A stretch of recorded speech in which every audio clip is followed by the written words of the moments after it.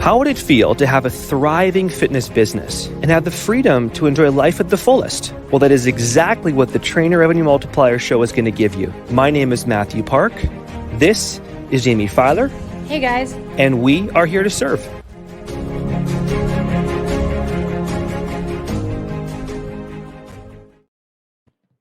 What's going on, everyone, and welcome to the Trainer Revenue Multiplier podcast. As always, I am Jaime Filer, and I am joined by my Coach's Corner co-host, Isaac Miller. How are you doing, sir?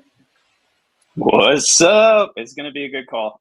Super excited. I'm doing great. I'm doing awesome. I'm just happy to be here and really honored to be, working alongside you on this Coach's Corner and diving into how we're making gold happen within TRM. I am so excited to dive into this one in particular. Just wait until you have heard the evolution of her business, Isaac. It's going to be a good one. I'm stoked. And I mean, let's dive in. First, I don't know, how are you doing, Jaime? Are you doing good? I'm doing well. We actually just hired we sent in the offer letter to another assistant coach last night. So that will make us a team of 5. Which is crazy. Not anything I could have foreseen happening when I joined TRM in 2019, but pretty freaking cool. How are you? Awesome. How's your gym doing? Oh, it's doing great. We're actually about to bring on our 5th coach this Saturday. And I'm also hiring a VA to handle a lot of our social media and stuff like that. Oh my God. So, I mean, it's going well. Yeah. I love that. I love that so much. Okay, perfect. Sweet. So let's dive in. This time I get to talk about one of my gold people. Actually, she's a platinum. An absolute rock star, Isaac, who started working with us literally the March of COVID. So like right in the thick of it, I believe it was March 2020. That we or March 2020, 21. But yeah, I mean, that's an epic place to start. Oh, absolutely. So give me the frame, let's build the frame. What was her business like when we first started this journey out? Great question. So her gym was making pretty solid. Okay, so this is between memberships and personal training, about $70K per month, which is good. She had only an in-person gym. It is a giant facility. It's a big athletic club in Canada that just kind of catered to everybody. That's it. And she was essentially a one-woman show. She had some staff, obviously some personal trainers, but no one really knew what the other one was doing. Left hand wasn't really talking to right hand. She didn't really have a right. I believe really at the time she was the GM and the owner. So operations was a little bit chaotic in terms of just, and not in a sense of lack of vision, but more in terms of lack of organization within a business standpoint. Like if we're looking at operations, the organization of the operations was a little bit everywhere. 100%. All right. I think she was on the verge of hiring a GM, but we didn't have an SOP for what it is a GM would even do. So she had him scanning contracts into the system and making sure that the web guys were doing what they were supposed to do and purchasing software, but there was no real, talent management, acquisition, all of that. We'll get into it, but go ahead. Yeah, absolutely. So what was the first priority then? Was the first priority, establishing SOPs? Was the first priority, strength and weakness analysis? What was your first priority with her to get her moving towards better results or more optimized results? Great question. So I think this is where, honestly, and I believe there are some trainers who could say this, COVID was really a blessing. She couldn't have anyone come into her facility. So we established an at-home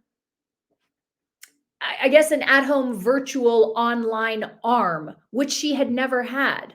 Now, even though that was really difficult to get off the ground, in order to do that, there were so many systems that we had to establish, like jot forms, like email newsletters, like enhancing her social media presence, because now it wasn't just members that we could move online. It was literally anyone could participate in the AAC at home programming.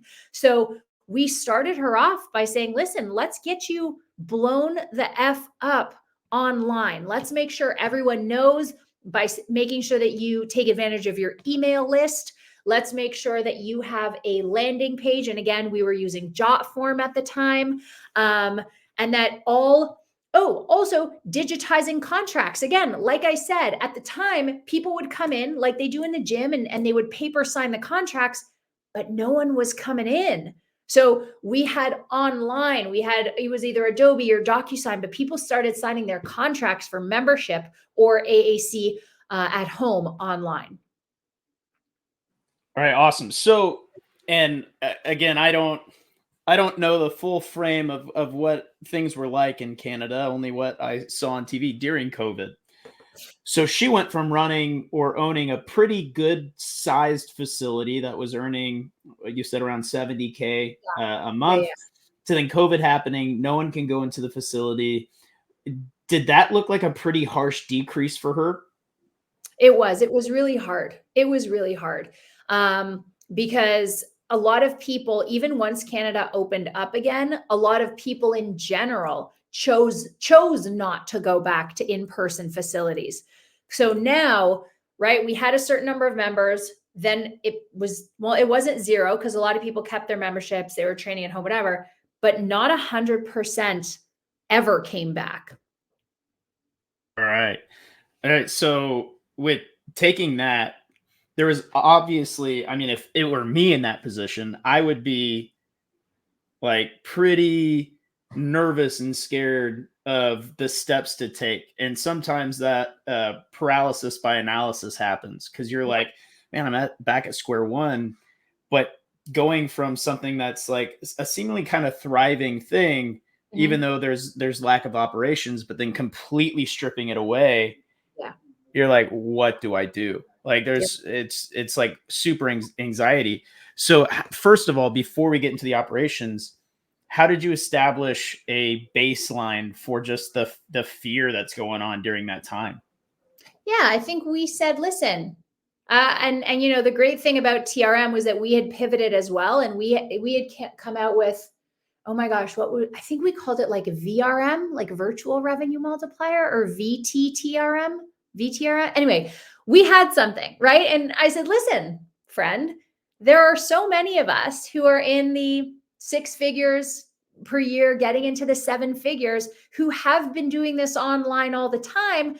If, God forbid, you had to sell the box that you train out of, you and your family and your trainers would still be okay because TRM would have you, and you'd honestly just be doing the sales model that the rest of us have been using. So I think that reassured her, but I think we were also at a point where COVID was starting to ease up because people were starting to come back, and that was reassuring her and helping her build momentum, that her members really didn't let her down. Awesome. I love that. So now let's get into the operational side of things. Yep. She's, now had to pivot, doing this online thing, building that up. And you said like the first key actions that you did was getting her to shift online. Yep. But what were like the first stepping stones of actually getting that off the ground and established? Yeah. So we started running Facebook ads and Google ads, and she had a guy to do that. And this is something that I really respect her for. She's got guys. And what I mean by that is she knows her scope. She knows what she's good at. She knows what she's not good at. She knows what she likes. Actually, we're learning what she likes doing. And then she knows what she doesn't like doing. So she had a Google ads guy, a Facebook ads guy. She had a GM that she was slowly molding into what a GM should be. So with the help of the TRM metric tracker, we could now also start to monitor cash flow in, membership in, whether the Google ad and the Facebook ads being directed to the day passes were converting, whether the Google ads and Facebook ads being directed to the group classes were converting. So the next step, Isaac, was starting to manage all of the numbers coming in from organic traffic and paid traffic. All right, awesome. So we have the ad spend and where that's going. What about the you said starting to shift all of the other stuff to the virtual as well, like contracts and agreements and onboarding and all of that. How long did that process take to fully integrate over? I don't want to be factually inaccurate, but I feel like towards the end of 2023, we were getting, because, you know, one of our core concepts in TRM is activating the database, right? And I remember talking to her in 2023 about it and her saying, Jamie, I think we still have some paper contracts that haven't been digitized. So I'm going to have to go through them in order to reach out to these old members. But again, she found a guy to digitize them. But we also, honestly, we purchased software where you could, it was almost like an iPad and you could sign your name on the iPad while the contract was on the screen in order to sign it digitally there. So she was taking really good steps so that never again would we have the problem of people not being able to sign something or sign in if a gym was closed, but also we would never have to deal with paper contracts ever again. We also set up at the time before she got the engine, we were using Calendly, payment processor called Antares, for whom she had a guy. And then I think at the time still using Jotform as well for new leads coming in. Perfect. Awesome. So now let's fast forward a little bit, and COVID's let up. Her facility's able to be utilized again. And obviously there was a step back and not everyone came back to using facilities. So what steps did you put in place to grow her facility back to a point where, you know, it's thriving again? Yeah. We made her the CEO, Isaac.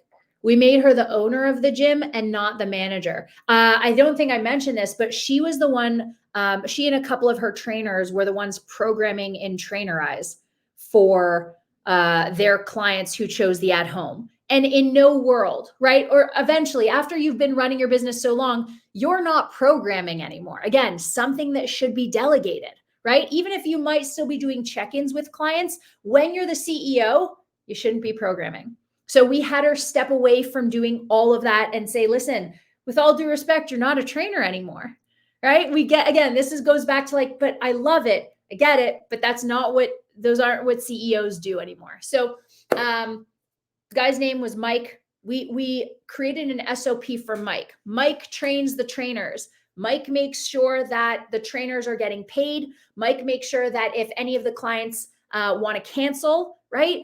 She didn't have anything to do with the day-to-day operations anymore. It was her job to just make sure that people were happy.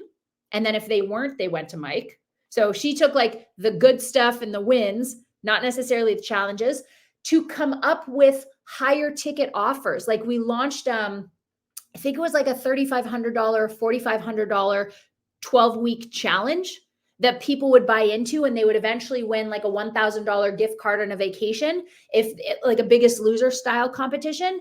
It was her job to do the hiring of new trainers, like anything that would enhance the growth of the gym rather than the nurturing of the people who are already there. That's what she did, if that makes sense. I love that. I love that. So it seems like delegation and leadership became a huge keystone to the success that happened post-COVID. 100%. 100%. Awesome. So, good. Go. So I guess my question would be then, when making that shift, what were the things that she was pinpointing as priorities within that hiring process to get her away from the low leverage tasks and to be able to focus more on the high leverage tasks? Really just trusting that her team could do it better than she could. And that's the truth, right? Like just there's a reason that you hired this guy to run your gym in the first place, right? It's the same thing. We use this in TRM as well. When you're about to hire your first assistant coach, like, okay, for maybe the first couple times, like if you're a parent, first couple times, maybe you're in a different room as the babysitter, but you do just make sure that like your kid is comfortable with the babysitter. But eventually you do leave the house because you have to trust in yourself that you trained the babysitter or they got their training enough that like your kid's still going to be there. And so is the babysitter when you get back. So it was trusting the process, trusting that she had done her job as the CEO. We had done our job in terms of helping her with the SOPs in order for this gentleman and her trainers to flourish in their new roles. I love that. And you had mentioned something about I love training. You know, I love doing the programming. Yes, but that's not what CEOs do. Yeah. And being coaches in TRM, this is something that we hear often because a lot of people get into the training business and they think I'm just going to be a trainer forever. Yeah. Then they realize that just doing that isn't necessarily going to get them to the dreams and the goals and those big audacious kind of things that they want to accomplish. Yep. How do you overcome the objections of like, well, I am a trainer, I just want to train? Like, how do you overcome those to help people get to that next level in their business and entrepreneurial kind of journey? I mean, then you wonder why they're in the process in the first place, right? You challenge that, right? We want to, it's so funny. On our platinum call, we talked about testing. We want to test their words. Like, what is the reason that you're playing small?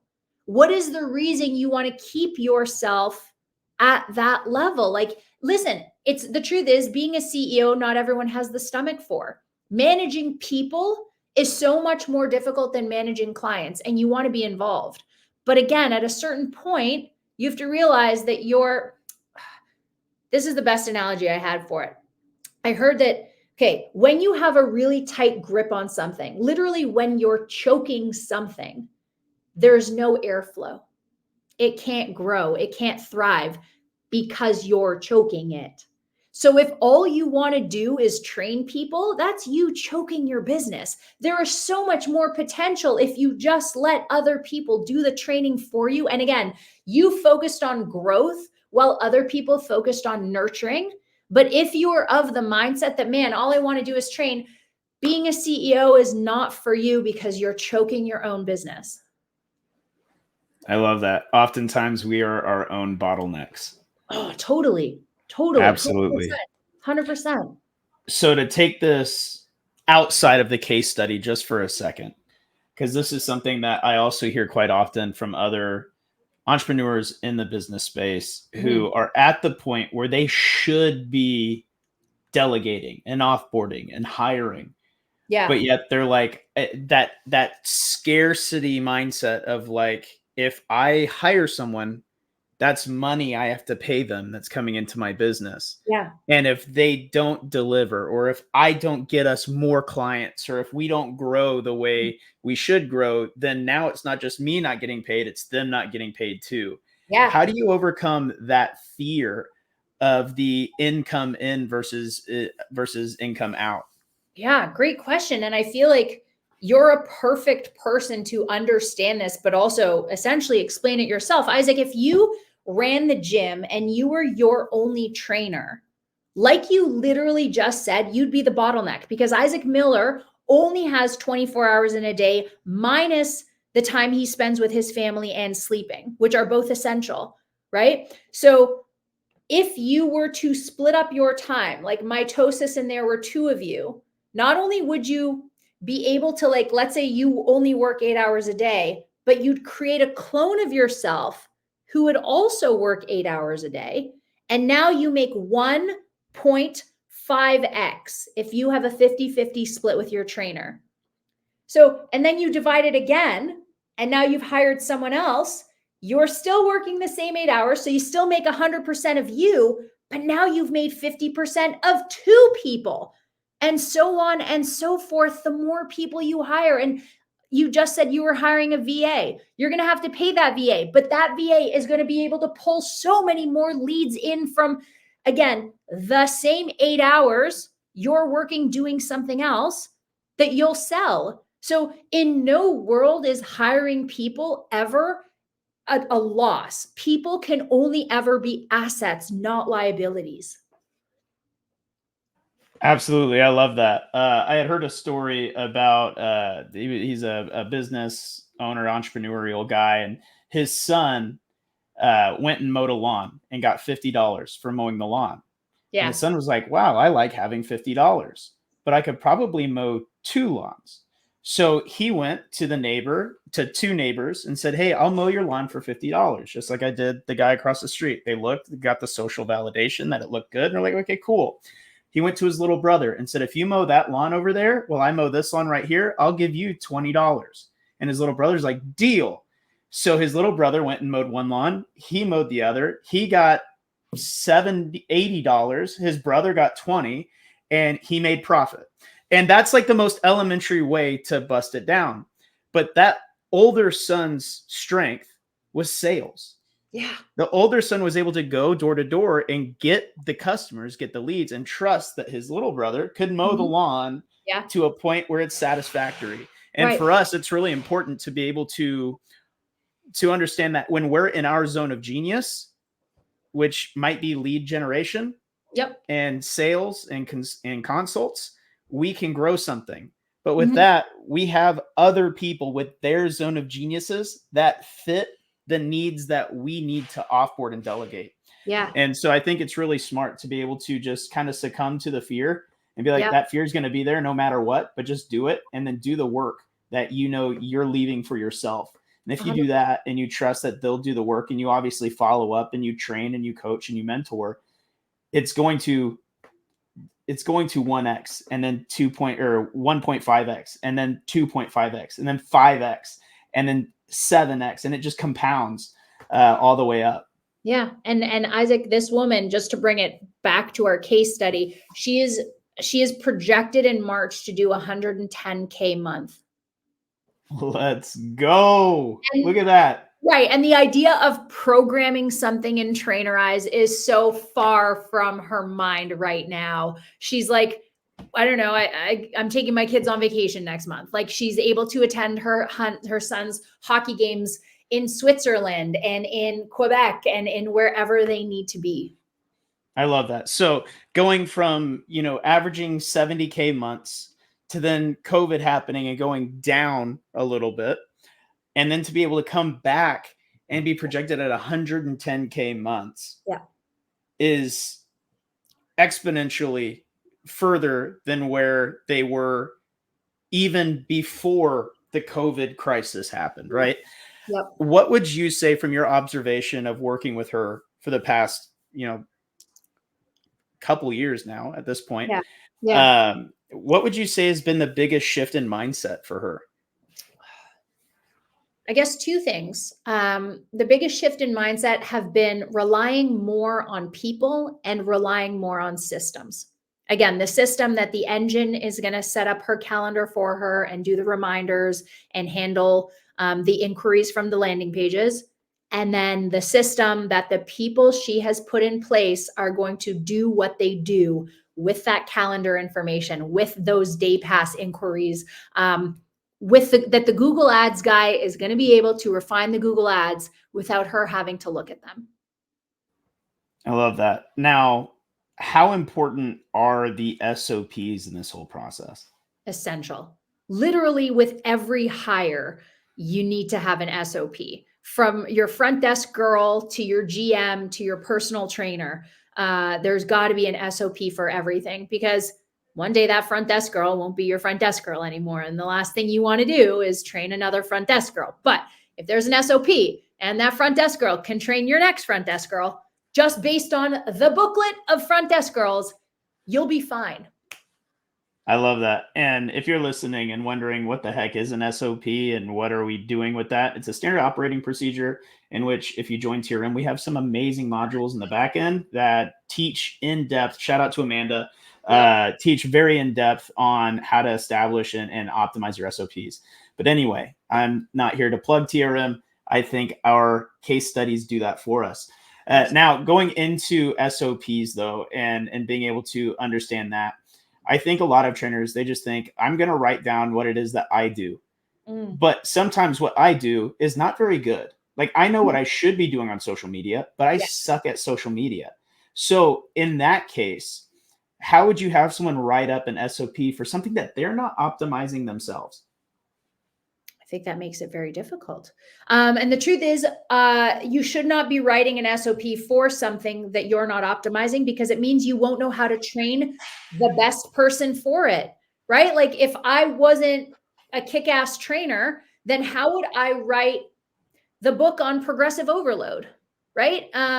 I don't give my job of VA to a VA until I know exactly what I want my welcome message to say, until I know exactly what I want my responses to polls to say, until I know how many times to go back and forth in the DMs before you pitch a call, right? You have to do something yourself for you have to do something yourself for a minimum of like 2 weeks to a month before you hand it off. Otherwise, someone's going to completely muck it up, or they're just going to be confused. I love that. So what you're saying is, like, say I want someone to run my TRM engine for me. But if I don't personally know how to do any of the features or things that the TRM has to offer, there's no way that I'll be able to teach someone else how to operate it well. And I could have, Laurent, the amazing, tech engineer we have, or Rafi, or any of them, teach it. But at the same time, it's going to be from a blanketed standpoint of what they do for everybody and not individualized to my business. Yeah. So you need to make sure that you know how to do it, at least on an operational standpoint, well enough to pass your standards. So Absolutely. Then you can establish those standards for someone else. Yep. Awesome. Yeah. So I guess I have one more question for you. Let's do it. So when looking at this person going from, 70K down a little bit and then all the way up to a projected 110, say you have another person who is, just starting their first facility. Yeah. And is just dreaming of having 110K months, right? If you could give one piece of advice when starting that journey, what would it be? It would be focus on the who, not how. Yeah. I mean, besides hiring TRM, just like we said, Isaac, right? Like, it's important to know exactly all the roles. As soon as you know the roles, go hire someone else for them. You have to have, especially for an in-person facility, you have to have the right people in the right seats on the bus to make it drive efficiently to your 110K month goal. I love it. All right. That's all I got, Jamie. That was awesome. I'm excited. Fantastic. Isaac, thank you so much for being on with me. Great interview questions. Where can people find you?